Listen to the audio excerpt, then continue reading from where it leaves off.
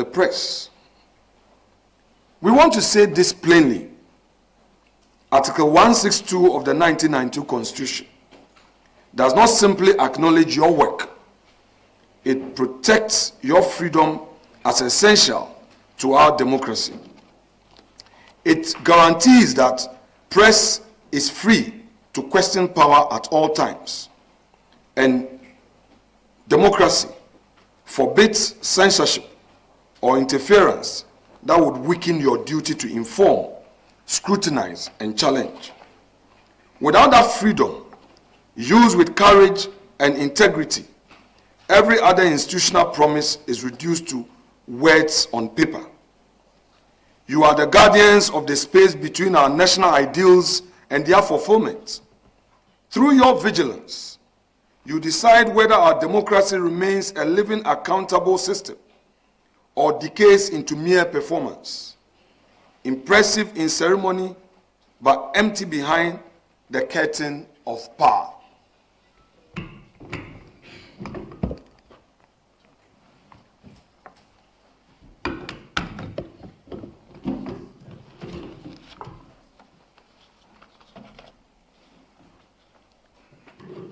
Our Anlo elders give us a warning in a proverb. Kokuvi says, he has covered his eyes with his hands and is using his jaw to see. It describes a deliberate silence, a choice to ignore what one clearly sees in order to avoid the consequence that truth might bring. It is that habit of seeing but pretending not to see, of knowing but refusing to speak. This is how constitutional democracies often begin to die. They rarely fall with tanks in the streets or gunfire in the night. Instead, they erode through the slow corrosion of conscience, the gradual acceptance of the gap between what the Republic promises and how it actually behaves. We sense the decay, yet, if there is silence, it will be allowed to spread. I am proud to say that you, the media, remain firm in opening up issues. But like we always say, there's more room for improvement. This gathering is not a party rally. It is a constitutional conversation for the public record. We speak today with an eye to the historians of tomorrow, who will ask whether we found the courage to speak when it mattered, or whether we watched in silence as the distance between our ideals and our nation actions grew too wide to close.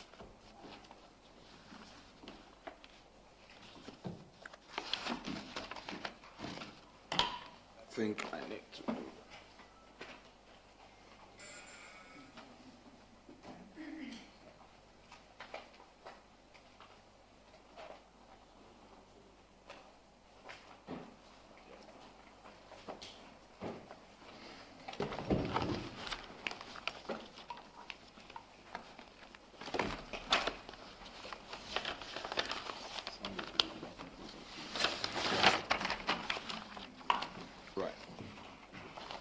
Ladies and gentlemen, we have been told that the economy is doing well. That is not in doubt. But the question is the economy doing well because there is prudent management of our economy, or that whether this government has introduced some social intervention programs that have in itself created an opportunity for young, ambitious Ghanaians? We hereby submit that the so-called gains were not born out of government's competence in the management of our economy. Rather, the IMF program, debt relief, rising commodity exports, reduced expenditure are the major reasons for the upswing in Ghana's economy, not a re-engineering of the economy. Therefore, my respected friend and colleague, Dr. Forson, must know that these facts expose the government's hypocrisy in telling us that they have prudently managed the economy. The much-touted fiscal consolidation has been attained on the back of a sharply cut expenditures for critical sectors, resulting in lower borrowing needs, and currency appreciation solely due to the weakening of the US dollar, which has led to preference for massive global investment in gold. Also, the debt restructuring, which we started under MPP while in government, in addition to the commodity export boom in gold and cocoa output, led to the big trade surplus which was recently announced. So since May 2023, Ghana has had a $3 billion from Ghana's IMF program, which in turn has unlocked light debt relief and financing. For example, in mid-2025, Ghana's parliament approved a $2.8 billion restructuring deal with 25 official creditors, including China, France, the US, UK, and others. Under this agreement, all debt payments due through 2026 were rescheduled, effectively granting Ghana $2.8 billion in debt service relief it could play with in the budget. So once again, Ghana's economic fortune so far is tied to the IMF program and the windfall, not necessarily due to any re-engineering of the economy.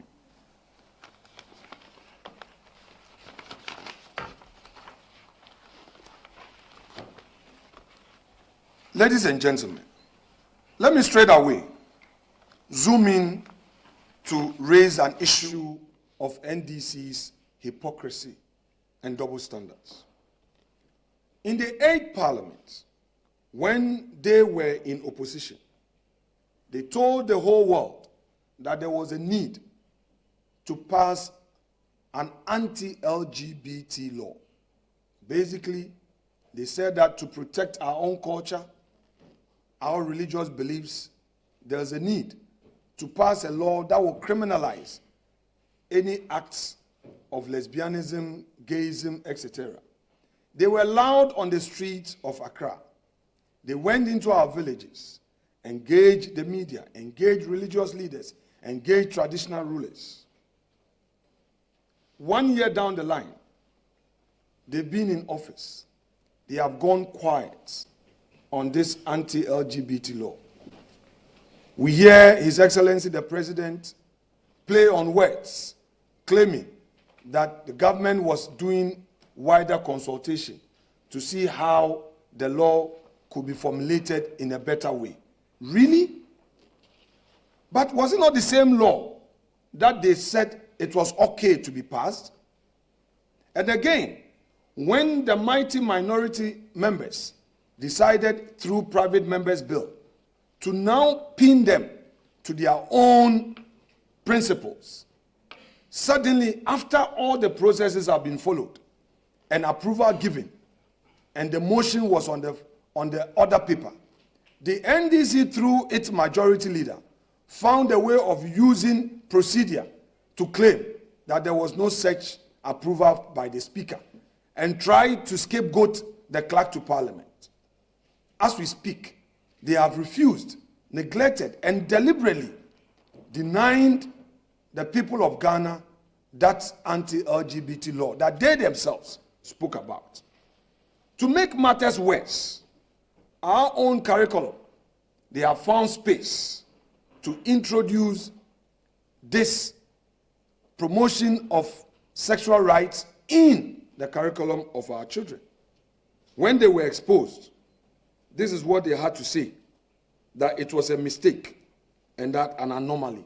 What an anomaly? When government documents have been printed, circulated, and signed by no less a person than the sector minister, and through the vigilance of the minority, you get exposed, you now say it was an anomaly. We don't accept this. We hold a view that the NDC used the anti-LGBT law only for power. And now that they are facing the reality they want to find a way of running away from it. We will insist that they act by their own principle.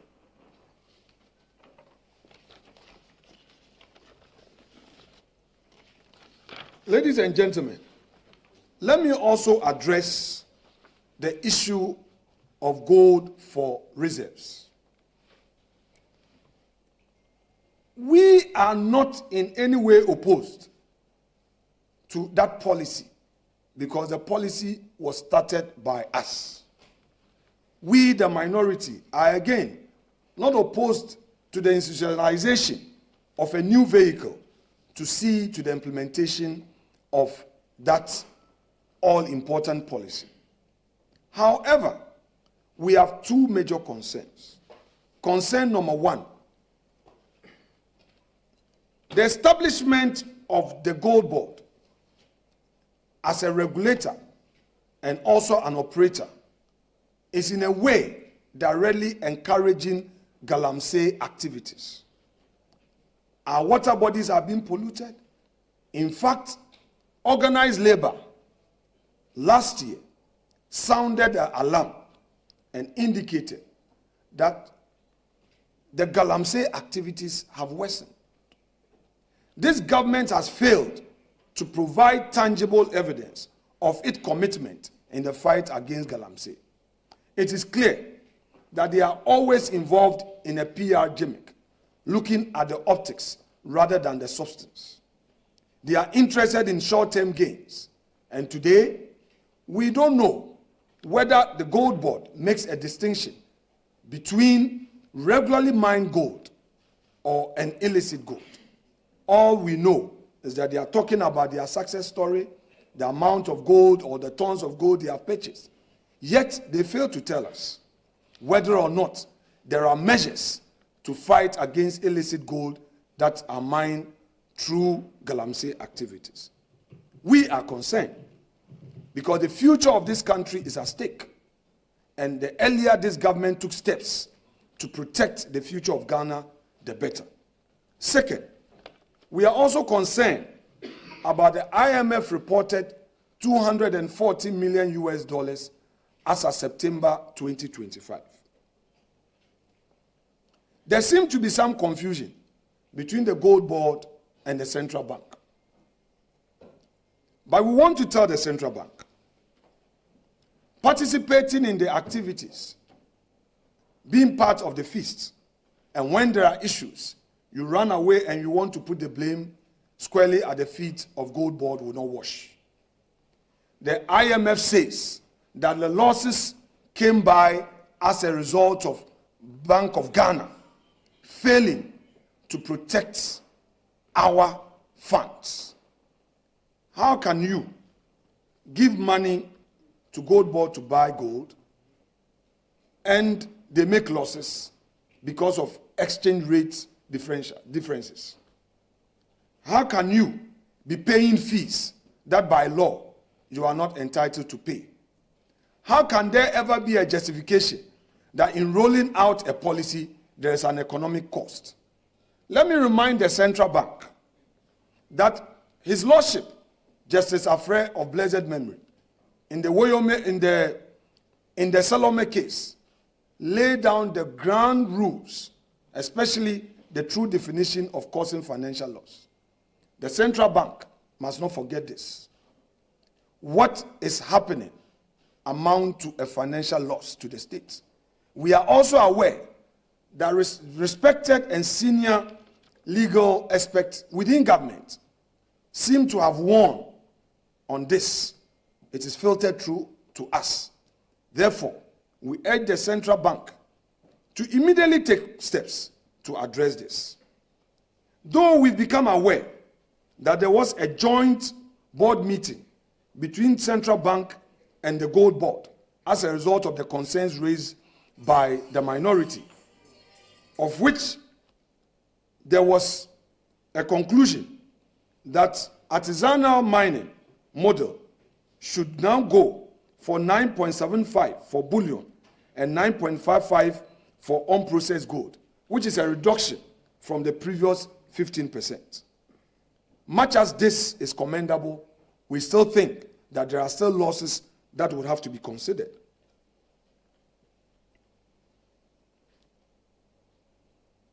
We are also aware that Central Bank is saying that it wants to give some moratorium of 1 month to allow for further deliberations amongst the various parties, the Ministry of Finance, Gold Board, and government, on a sustainable cost-sharing structure for the program.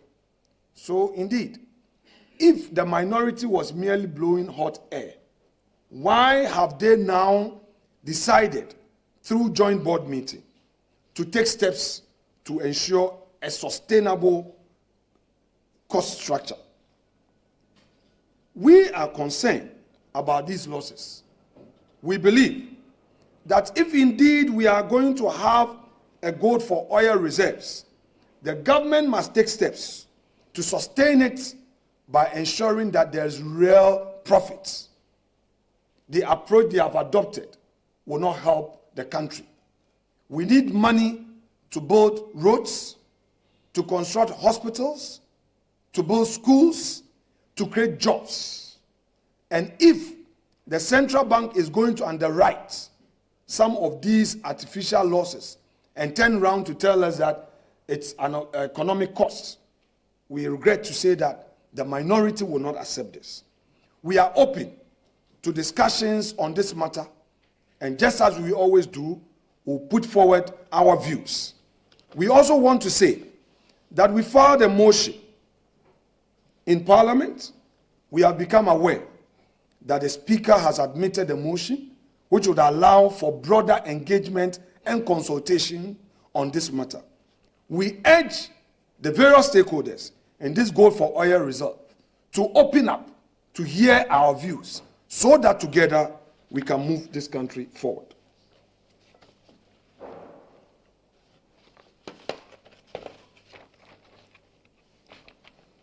Ladies and gentlemen, I will proceed to state that at a recent World Economic Forum in Davos, the Canadian Prime Minister delivered a message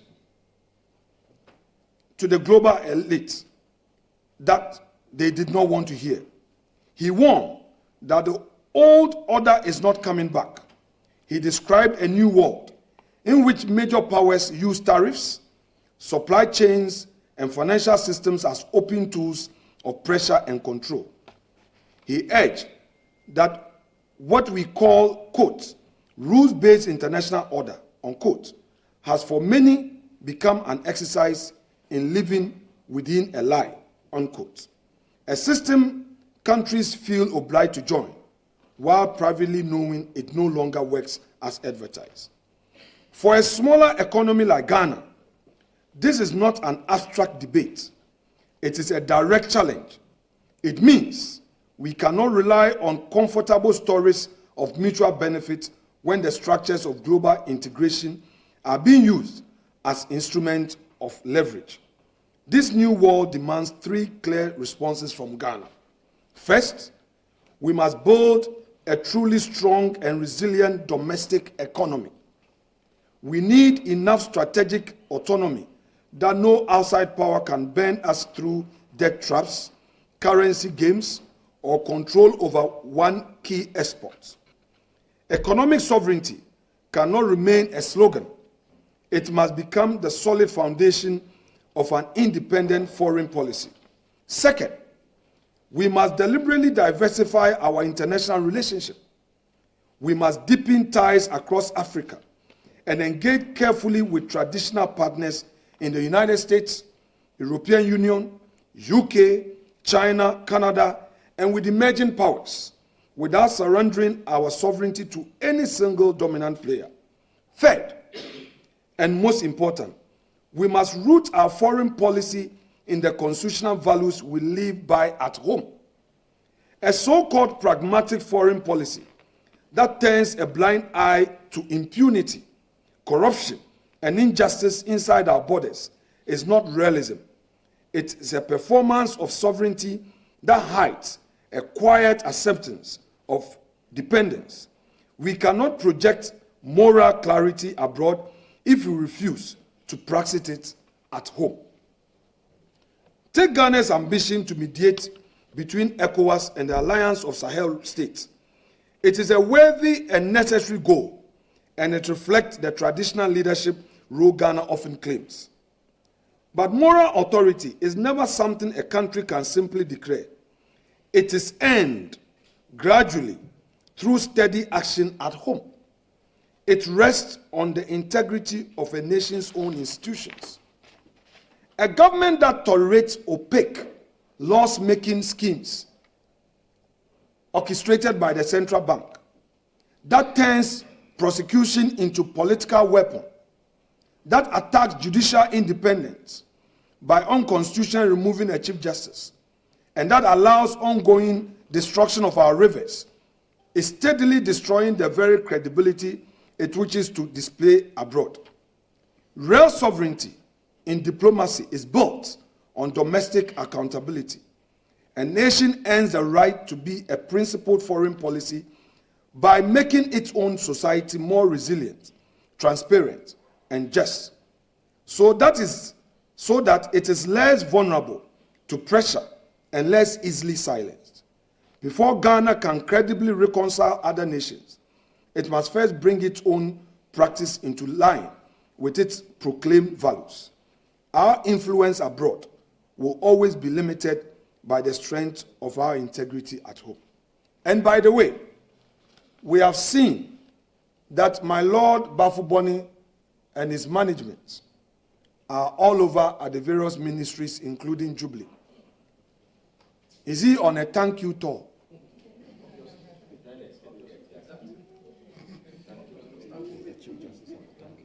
Is my Lord Bafuboni on a thank you tour, thanking the government for appointing him as a Chief Justice?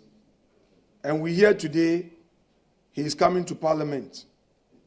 We, the minority, don't see him as a tolerant head of the judiciary, because members of the minority came under attack when we criticized the processes leading to his nomination.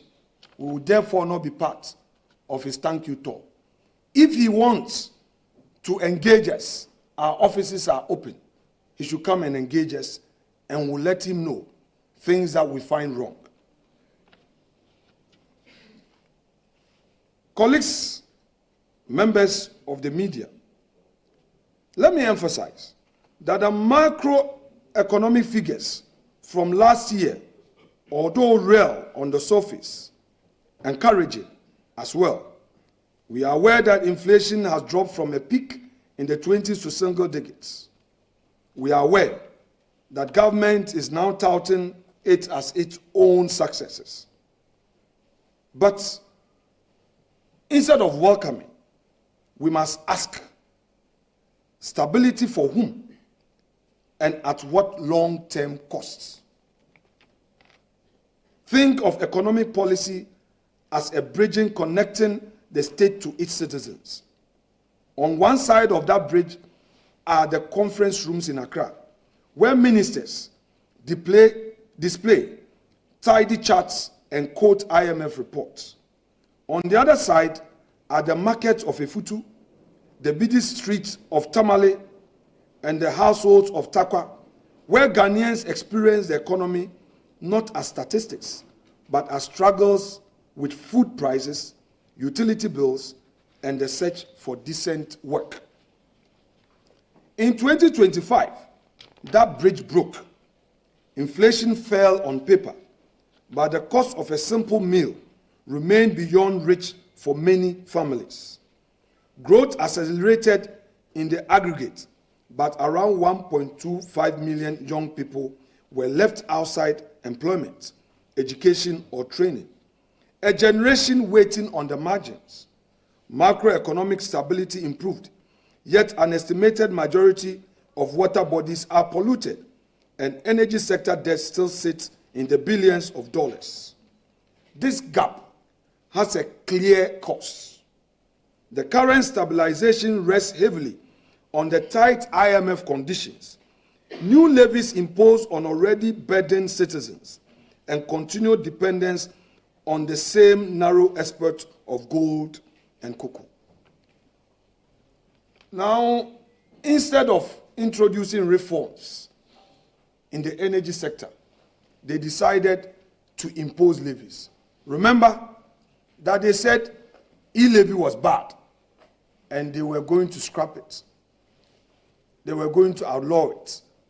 And Ghanaians celebrated them when they repealed the e-levy. But let's look at some numbers. They took away e-levy, but utility tariffs alone, so far, we have seen an excess of 27%. Electricity tariffs, under Akufo-Addo, where we were paying e-levy at 1.5%. And they were telling us, the NDC told us that it is too much. Today, electricity tariffs have gone up in excess of 27%. That is NDC hypocrisy for you. They also came to Parliament in the dead of night to introduce the Dumsor levy, which upon our scrutiny, they decided to suspend it. But again, in the dead of night, they started the implementation. So Ghanaians are being burdened with all these levies, yet they claim that they are a caring government. Let me repeat that the current stabilization rests heavily on the tight IMF conditions. And like I said, they've imposed new levies. Deep structural weakness from inefficiencies in the energy sector to bottlenecks in agriculture remain largely untouched. This is not transformation. It is a postponement of crisis wrapped in a polished statement. So for agriculture, let me ask our respected colleague, Eric Opoku. He is a very intelligent parliamentarian. I don't doubt his understanding of the agro sector. But talk is cheap. It is not about his talking. Today I want to ask my respected colleague, Honorable Eric Opoku, the minister responsible for agriculture, to hold a press conference and tell Ghanaians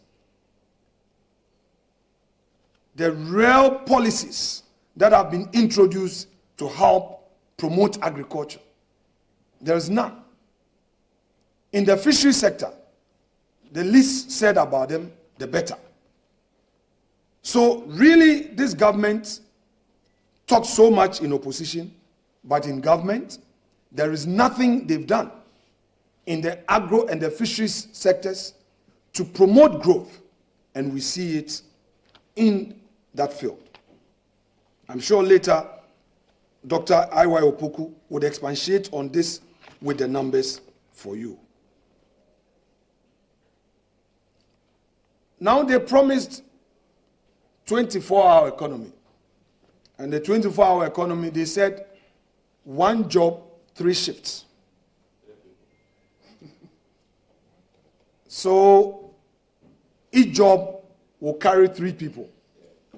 And they said, oh, even if you want to do farming, there will be a system where you can farm at night. They said, oh, you can sell your wachi in the night. That's what they told us. But today, after voting for them, what do we see? Even Ghanaian youth who gained employment as far back as 2017 were all sacked.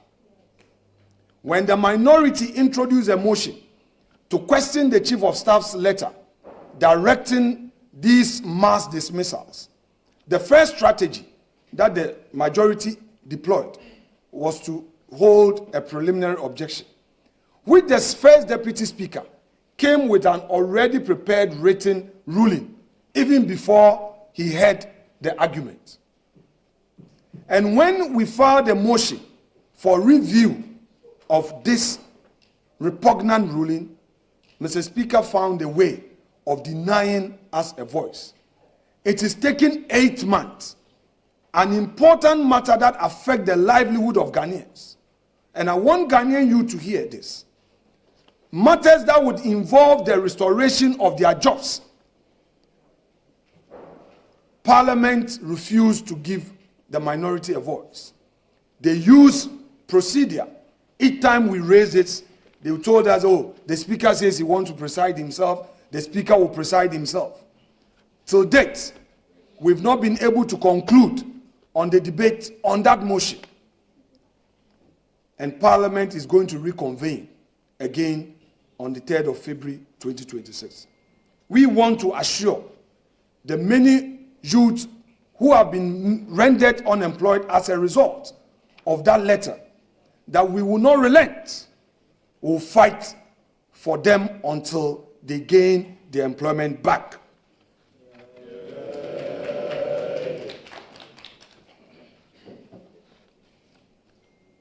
Ladies and gentlemen of the media, we submit further that this government has failed the Ghanaian people in the most basic duty of a modern state, to move its citizens safely and decently from one part of their own country to another.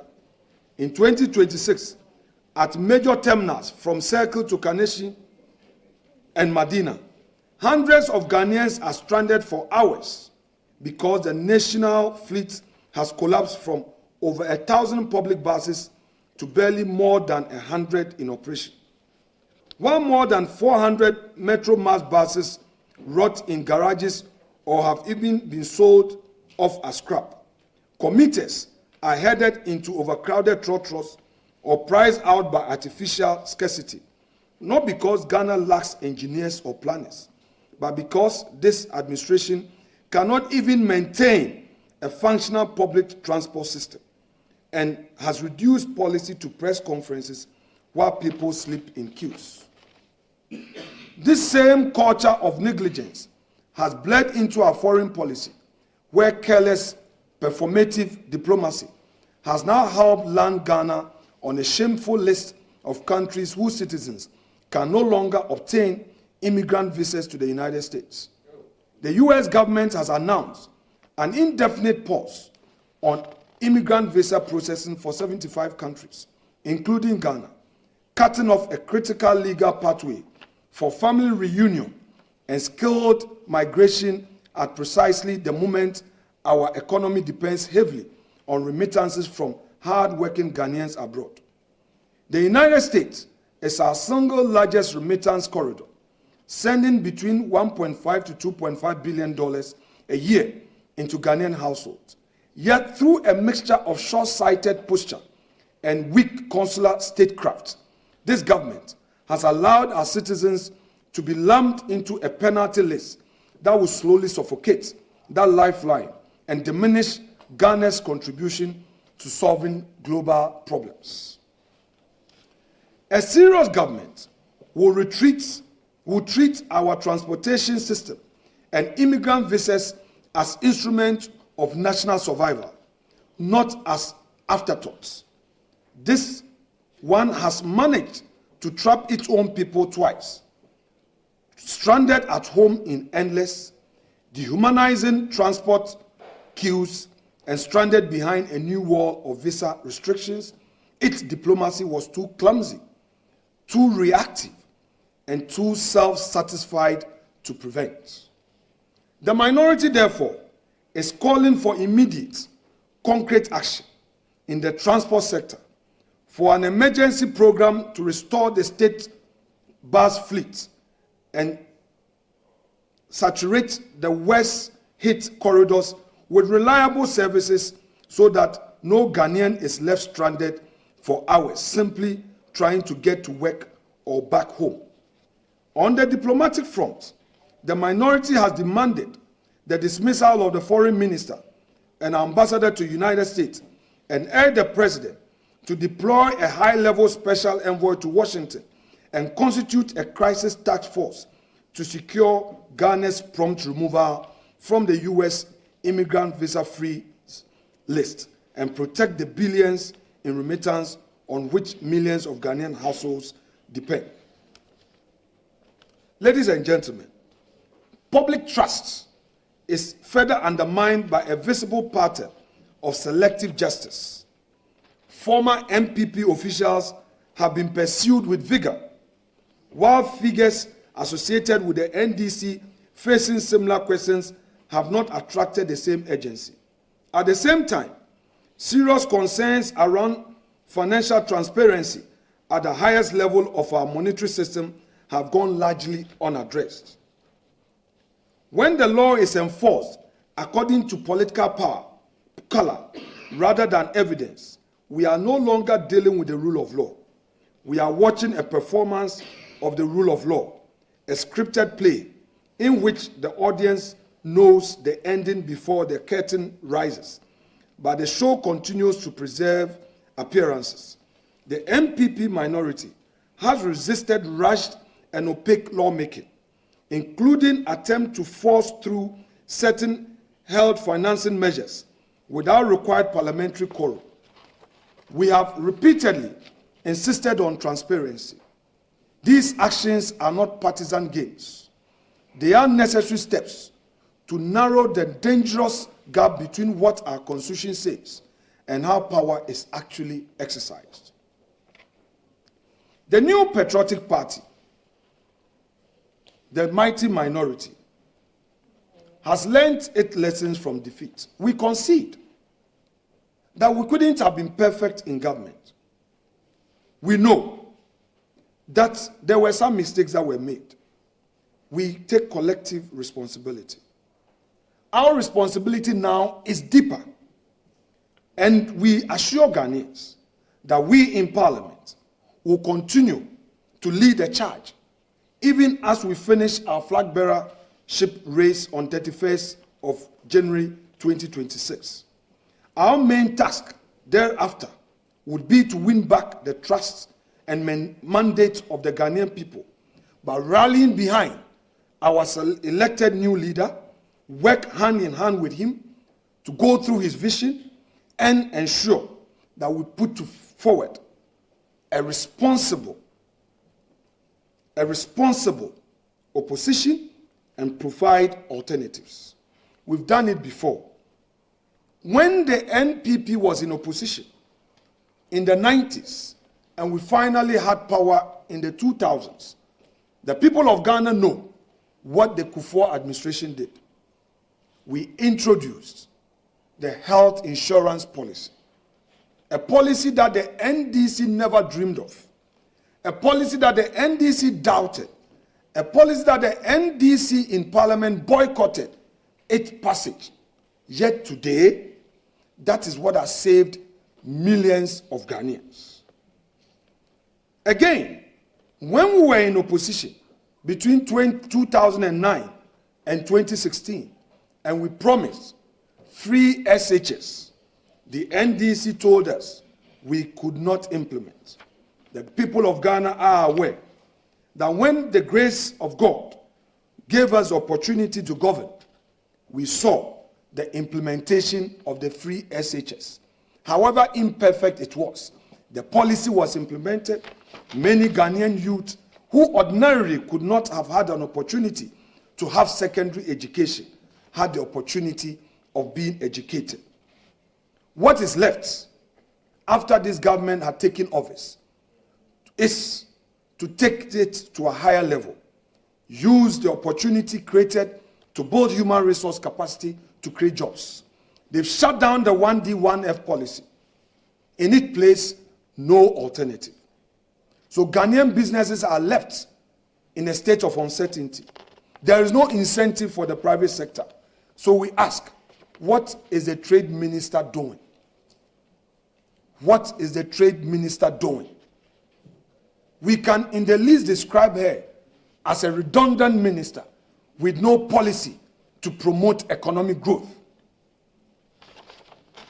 Now let us turn to the lithium. We want to deal with the lithium agreement. When the NDC was in opposition, they questioned the lithium agreement that was before Parliament. But upon assuming office, the agreement was reintroduced in a very worse state.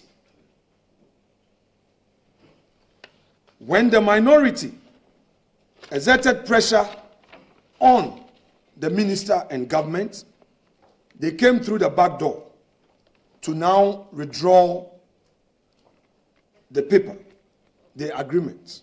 claiming that they are now going through further consultation.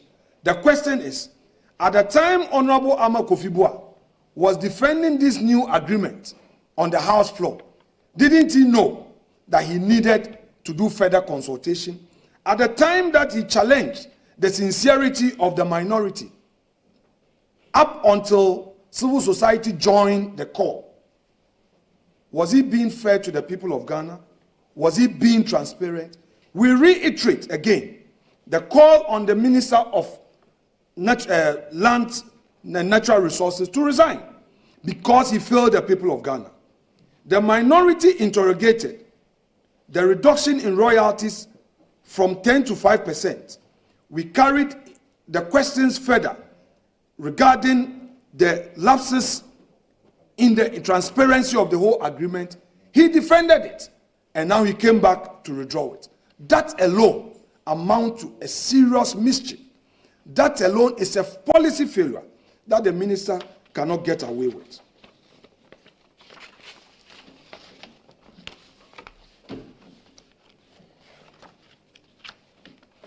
Ladies and gentlemen, let me now turn attention to a disturbing matter on the House floor, which we promise the people of Ghana that when Parliament commences, reconvenes on the 3rd of February, we are no more going to allow the majority to have its way. The majority has turned Parliament into a Parliament of fast track and no scrutiny. A rubber stamp Parliament where everything comes under certificate of urgency. They should be ready to beat us in the chamber. We will resist with all the energy in us. No more certificate of urgency. They had their way in the passage of the Gold Board law, the Energy Sector Recovery Levy, the Dumsor Levy. They also introduced its certificate of urgency, and many more other laws that they pass it through certificate of urgency without any scrutiny. We hereby sound a caution to the NDC majority. If they are not ready to read, we are ready to read. We all became aware that their 189 only exists in numbers. When it comes to substance, they can't match the length of the trousers of the minority. They only talk numbers.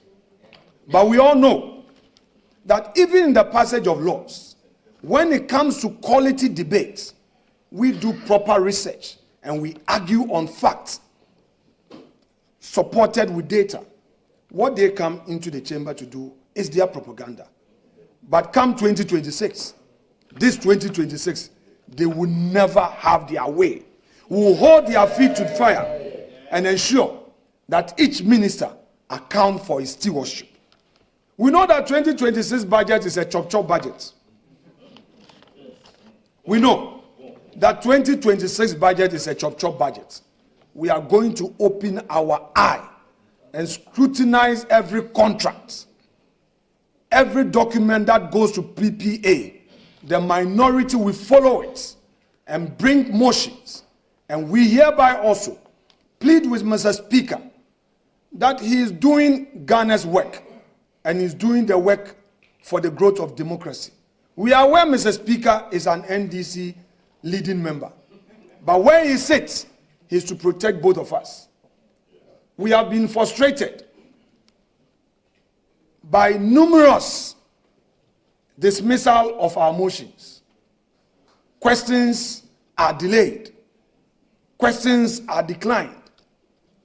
Issues that must be allowed to be debated on the House floor, we see subtle culture of silence being introduced and procedural roadblocks are used to deny us opportunity. But we want to pray, Mr. Speaker, most humbly, that he should prioritize substance over form. That is a rule of equity. He should prioritize prudence over procedure and allow debate to flow. We will not sit idly by and allow the majority to use their numbers to deny us our duty in ensuring that there is proper oversight. Ladies and gentlemen, let me conclude by promising that we will not renege on our fundamental duties to the Constitution. We will fight for the people of Ghana. And in doing so, we will not be obstructive. We will scrutinize, hold government to account, ensure that just as we did in 2025, where we brought up issues to the limelight, we're going to repeat same. And this time around, we are going to do so even as we are done with all our internal elections, that we now have a leader, and we are going to do so with a firm determination and assurance that come 2028, the NPP deserves to come back into office.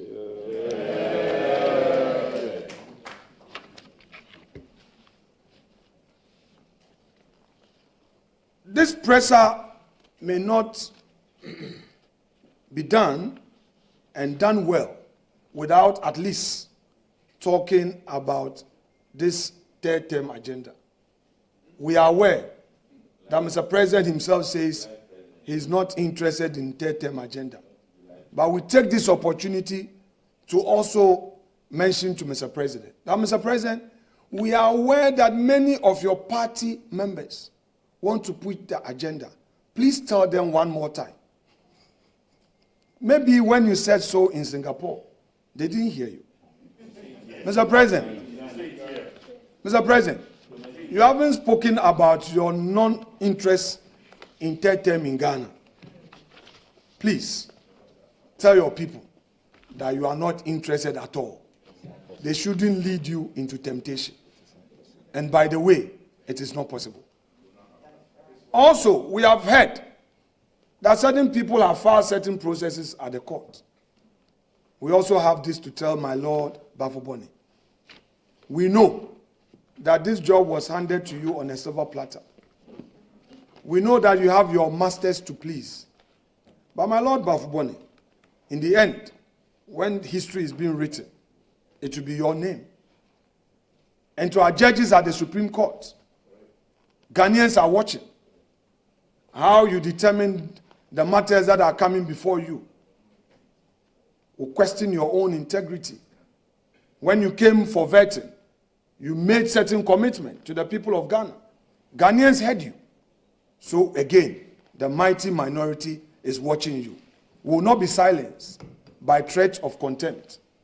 If by criticizing the judiciary, they will march us into Nsawam, we are ready to become prisoners of conscience.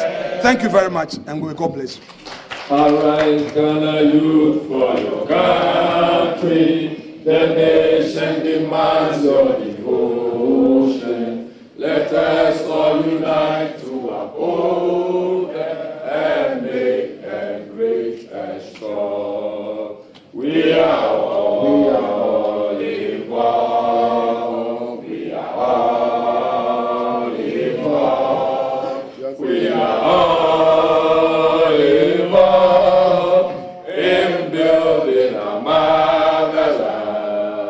We are all involved. We are all involved. We are all involved in building our motherland. Thank you very much. Thank you. Please resume your seat. Thank you, thank you, thank you. I can't say thank you enough for the wonderful submission by the leader of the mighty minority, the leader of the 87 Infantry Battalion, who will now open up the conversation to our friends from the media. If there is any question, we are ready to take. My colleague, Honorable Jerry Ahmed Shaib, will be doing the justice. If you have any concern, you raise up your hand. Here he is going to play the role of a speaker. If you catch his eye, if you catch the eye of the Member of Parliament for Wager, then we'll be able to do justice to that. So now the floor is open for our friends from the media. Thank you.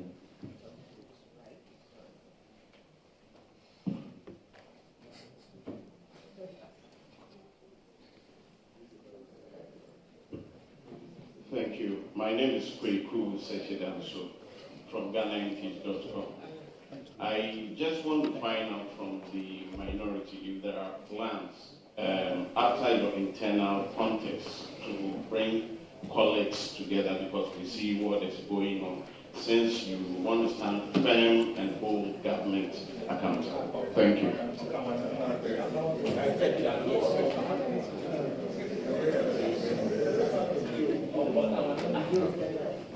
Next person. Please, Yeah, bro. you announce your media. Leader, thank you very much for the opportunity. My name is Joseph Mugana Page, and host of the constituency. Leader, you mentioned that Ghanaians agree with you with the quality of debate advanced on the floor of Parliament by the minority. Emphatically, you called for the dismissal of the Foreign Affairs Minister. Are there other ministers you want to see go, or is it just a dislike for the Foreign Affairs Minister? And is it not a situation where the job at hand is bigger than the labourers on the floor, regards to the number of ministers John Dramani Mahama has appointed and dismissed? You also mentioned that the majority has 189. Have you already considered Adawaso East to the majority? Yes, any other, please? Okay. No, three. No, that's second. There's a third one. Okay, graphic. No, Joy, then I come to graphic.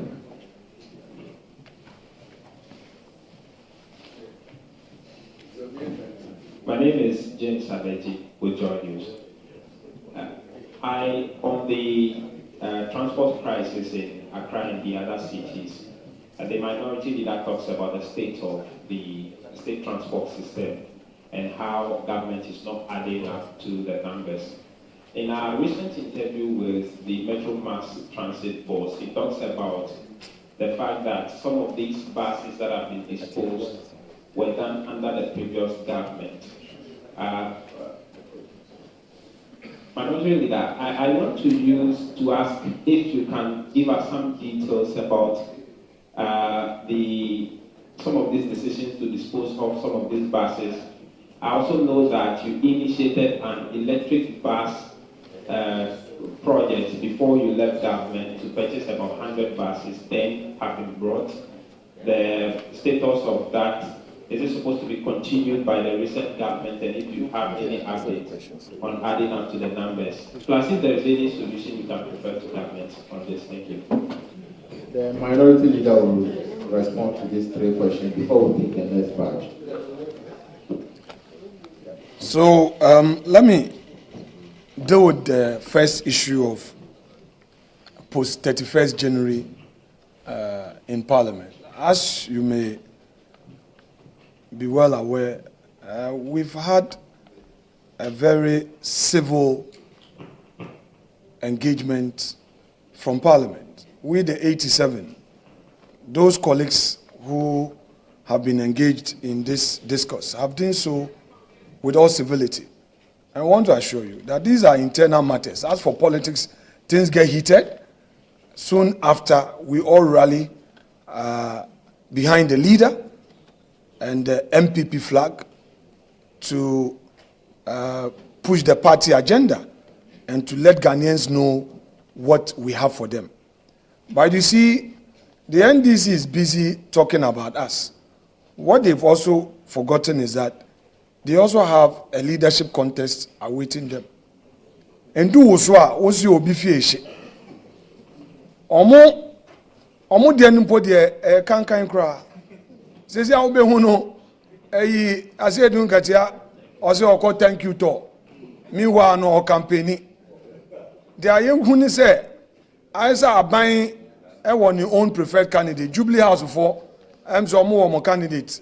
obedi flag bearer amom na party no so one candidate nti enche bi ebedu omo so but the pese can say MPP there nyame ya adom a after 31st yan ye wo parliament ya wia taso se kwen bia so no ye de ba ko ye enka bom ebetai ne obewini n'echi na ye nyina ya boa e ma party na akone kan nti no NDC for mundwe omo no mudi omo fi asem ya nhwe kra na ebia by mid this year Omampei Mahama eba be lame duck president because obia petumi wo hwe omumu a vice president also onu so be di president and then I'm saying yet say onu afa Haruna Idrisa ya no running mate yet ya ne say chief of staff Julius Debra onu so nam ne kwan onu so be president edi onu so o say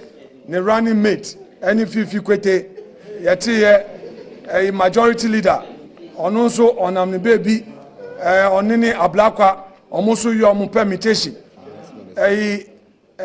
yenua finance minister ono so omose obedi president ono so pepe no running mate nti ade no atasa o bebia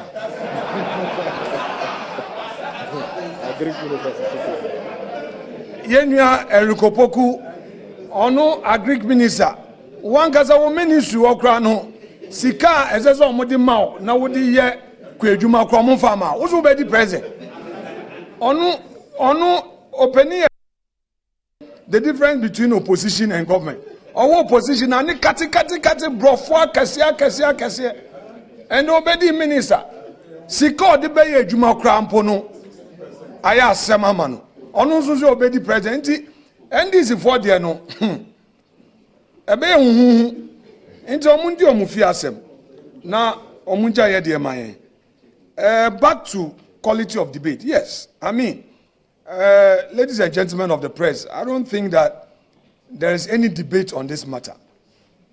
Check the records. We have become formidable opposition because each one of us, in fact, if you look at the first timers on our side, it's so reassuring that MPP indeed has a future. I told somebody that in future, it may be very difficult to make some selections because all of them are competent. All of them are determined. All of them have what it takes to deliver. So as for that one, it comes without question. Now, on the issue of the foreign minister, my colleague, we in the minority, we don't attack personalities. Follow the consistency in my public discourse and that of my colleagues. We don't do personality attack, no. From the vetting to the House floor to all engagement, we raise issues.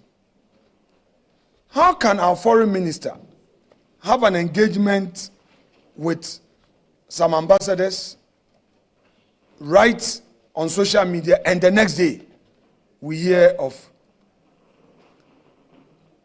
an embargo? How can you claim that Israel deported some Ghanaians and without engaging, you also go ahead to say retaliation? You know, when we were kids, right? There were times that when somebody is provoking you, then you say that, wouldn't say wunya penny or hunti, and yes, sir. So you are careful. If our foreign minister was that measured, you would have known that attacking Israel had consequences. I'll leave it here. A word to a wise is enough.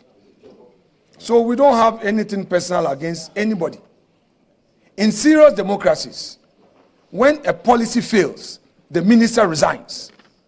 How can the Minister of Lands and Natural Resources come to Parliament and to defend an agreement, only to do U-turn to withdraw it for further consultation? Any serious democracy, you have to resign. So that call on him to resign is not born out of our dislike for him, I'll call on Honorable Ablako to resign. It's not born out of any dislike or any ill will. There's a clear foreign policy failure. He's not walked the path of his predecessors, who took foreign policy to higher levels. Even recently in ECOWAS, Ghana has lost out on a lot of vacancies that arose at ECOWAS, all because we thought we were eyeing an AU chair for His Excellency the President next year. What of if the countries we are relying on resolve? Ghana is a regular contributor. In fact, we don't fail in our contributions to ECOWAS. Go for the records. We've lost out in employment in ECOWAS. Institutional heads, 0. Main employment, technical staff, the ECOWAS civil servant. Ghana contributes so much, but we are losing out. So what is the foreign minister doing? On the Metromas issue, we are going to call on the Minister of Transport when Parliament resumes to answer questions regarding why they sat down for a whole year without putting in place measures to beef up the fleet levels. It again exposes the minister's lack of clear vision for the transport sector. But would bid our time, put together a paper by the appropriate committee of the caucus, and hold the minister's feet to the fire when Parliament resumes. So bear with us. We want to do the right thing. Thank you very much. Thank you. Now we'll take the next set of questions. Okay.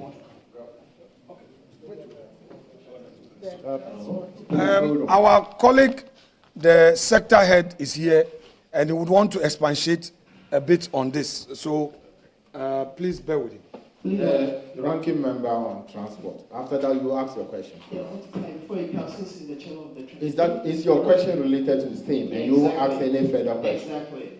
Okay. I mean, in leader's presentation, I heard him accuse this government of failing to institute a properly functional state transport. But per recent report we read, during your administration... Did he accuse them, or that's the reality? He blamed this government. Yes, but is that the reality or is an accusation?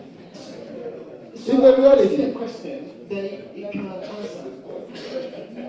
But we all know that the problems that we are facing today in terms of Ghanaians having easy access to public transportation has existed over the years during your 8-year administration. I in Accra take public transport, and I always go through tough time as sector getting access to public transport, and the unbearable first transport operators are charged.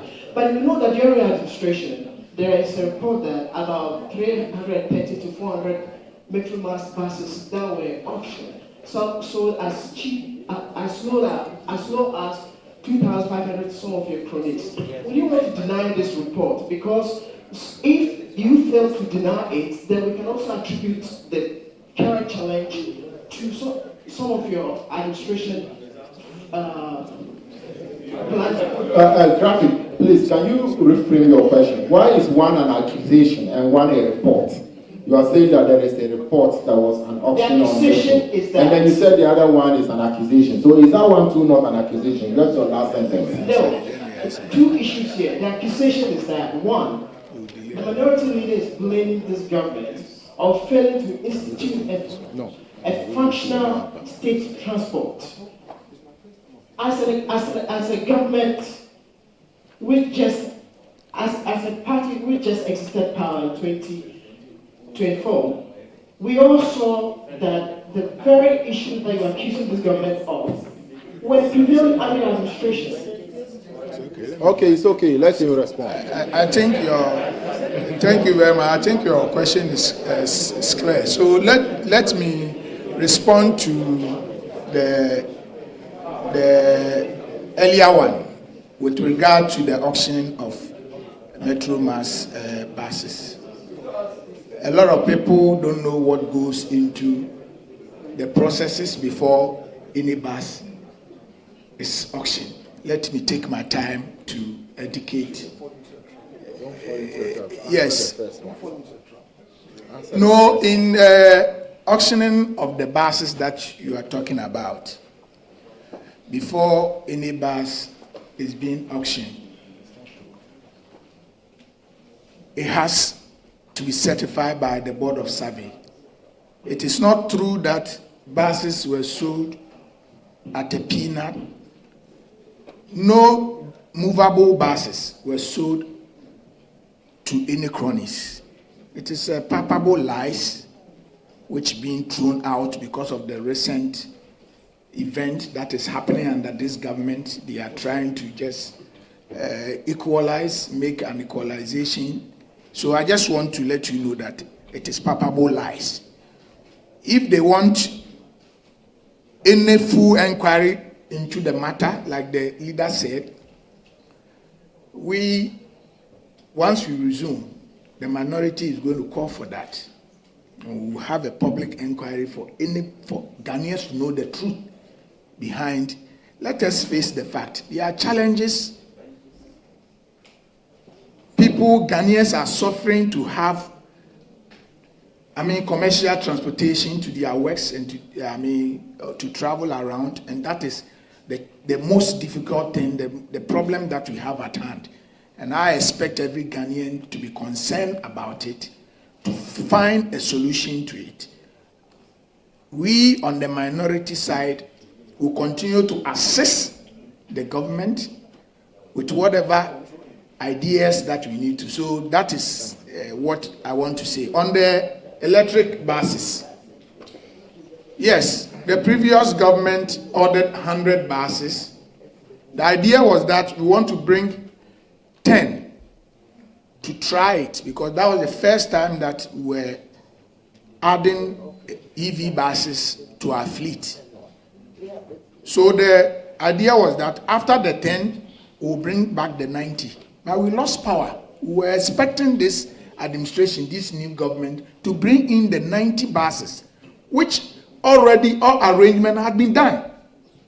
They have decided not to bring the buses. It is up to Ghanaians to put fire on their feet and ask them why they have not brought those buses. So please, these are the facts on the ground, and I know most Ghanaians knows about it. So let us be factual about some of these matters so that we don't, in an attempt to make any equalization, we try to put out some falsehood, which at the end of the day, we will not be able to authenticate it. So that is what I want to say. Thank you.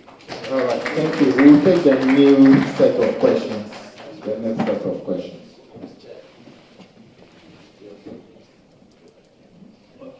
Good morning. My name is Marita Manano Bloggers. My name is Marita Mufa from Nanano Bloggers. My question is that what steps is the minority taking to address the many hospitals and other key projects initiated by the former government that has now been stored? Okay. Honorable Jerry, he's done. Yes. Next.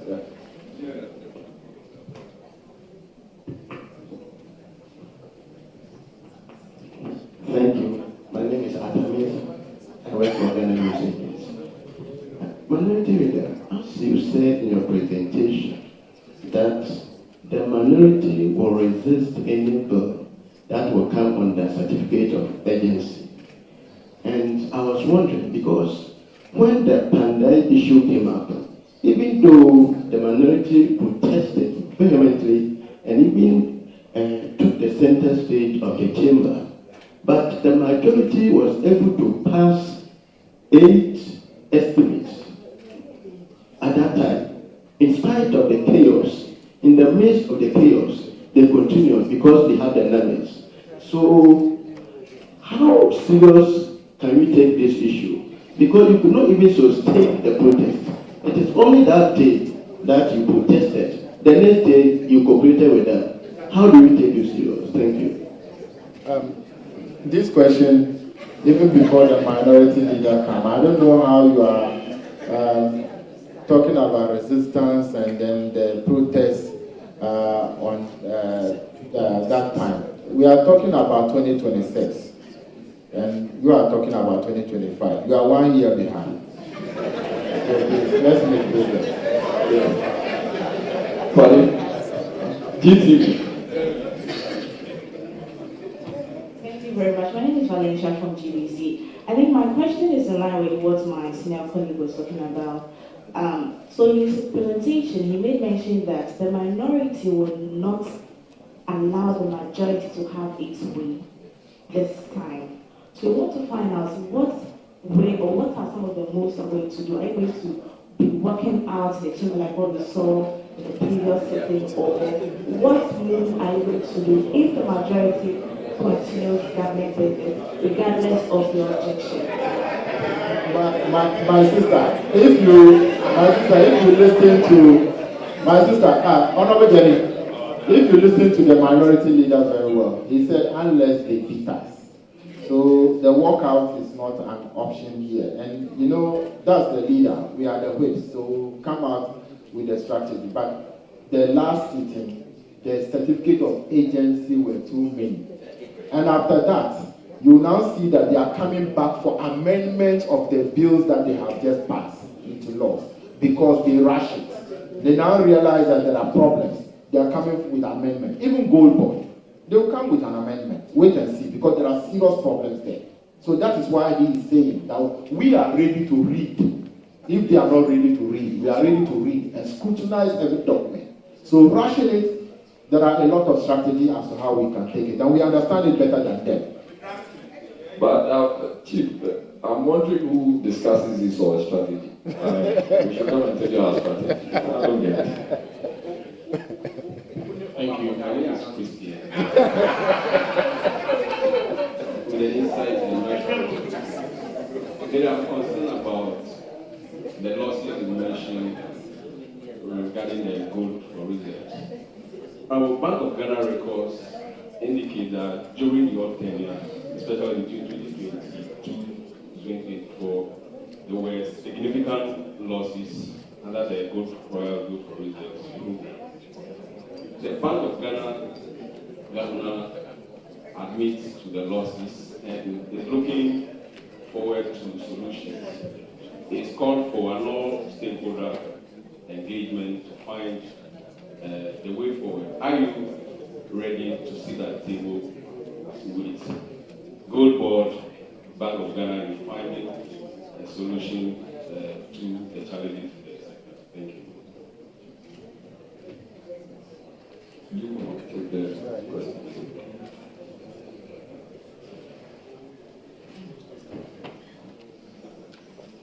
The Bank of Ghana one will respond.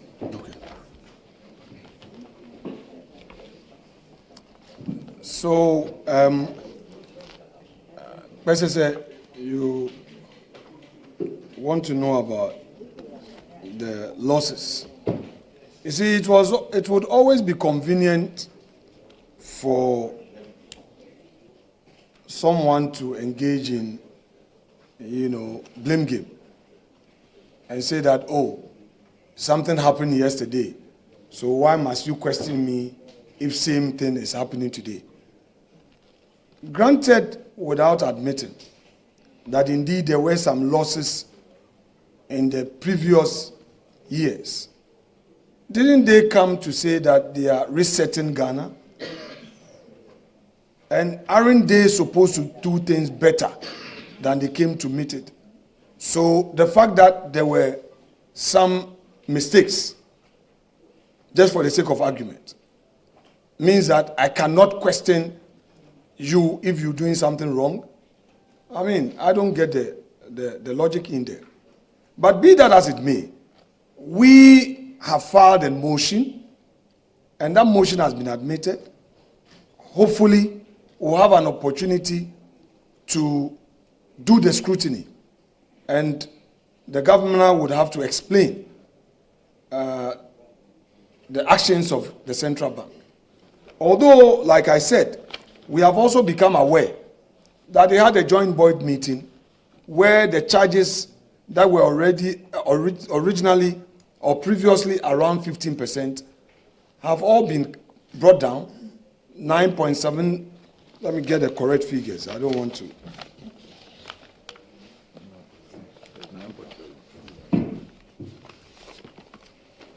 When we're dealing with numbers, we have to deal with numbers properly, so I don't want to. No, it's on the one paper. It's on a single document. Yes, it's here. We have 9.75 for the bullion and 9.55 for unprocessed gold. Previously, it was 15%. So you see, the minority scrutiny has yielded some gains. If the government thought all was well,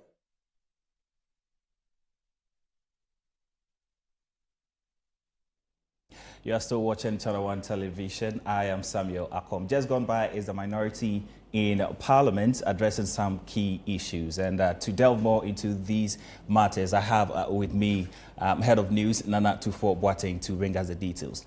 So welcome. And what were the key highlights for you with this particular press conference? Very well. So basically what the minority is doing is to speak to 1 year of its scrutiny in the 9th Parliament of Ghana. And Alexander Fenyoma, being the minority leader, was the one that addressed this particular press conference, giving us a highlight of almost all the things that have transpired within the first year of the second administration of John Dramani Mahama as president of Ghana. And the minority, of course, will touch on the economy, will touch on like governance, will touch on corruption and the likes. And on the economy, the minority began the conversations around the gold board. And according to the minority, the establishment of the gold board as a regulator and again a player in the industry encourages activities of illegal mining, what we popularly call galamsey. They believe that gold board being the one to regulate the pricing of gold that is traded within the country and of course with foreign traders, and of course the absence of the implementation or enforceability of the traceability clause in the Gold Board Act makes room for some illegal activities to go on. They raise issues on the destruction of the environment, the pollution of our water bodies, and call that some swift action is undertaken or implementation of some laws to ensure some sanity or protection of our environment. Still within that same activities of the Gold Board, the minority rehashed its position on the reported $214 million losses as captured by the IMF in its report. The matter has not been brought to rest exactly, yet. And that's, musical chairs between the Bank of Ghana and the Gold Board. And the minority insists that whichever activity or whoever institutions operations resulted in the loss, a loss is a loss. And so therefore, there should be ways to if like reduce this particular loss or prevent same. They actually even offered their expertise that they are available for discussions going forward to help address this particular loss. The minority, you will have them also touch on the judiciary, Ghana's judiciary, and say, in fact, they actually took a swipe at the Chief Justice, Justice Paul Bafuboni, who in recent times has visited a number of state institutions. The minority is raising a question as to whether or not the Chief Justice is on a thank you tour. Ironically, the Chief Justice is paying a courtesy call on the Speaker of Parliament today. And the minority says they will not be part. They were supposed to be part of that engagement. In fact, they say they will not be part of that engagement. They describe the Chief Justice as intolerant and say that sounds a bit harsh. Indeed. But they raise questions as to how some members of Parliament on the minority side were treated when they went for some applications at the court and all that. And then some other issues that the minority spoke of. They mentioned something about the Foreign Affairs Minister calling for his resignation as well. We know all that is happening regarding our foreign policy, our diplomatic relations in recent times. Recall that the Mahama administration, when it took over in January of last year, made some donations to the Republic of Palestine. Yes. Subsequently, we've had some back and forth with Israel, where there's been some deportation and all that. recently the, if you like, capture of Nicolas Maduro of Venezuela by the U.S. President Donald Trump and the subsequent statement issued by our Foreign Affairs Minister. The minority has, in a previous press conference, called for the dismissal or resignation of the Foreign Affairs Minister, saying that a country's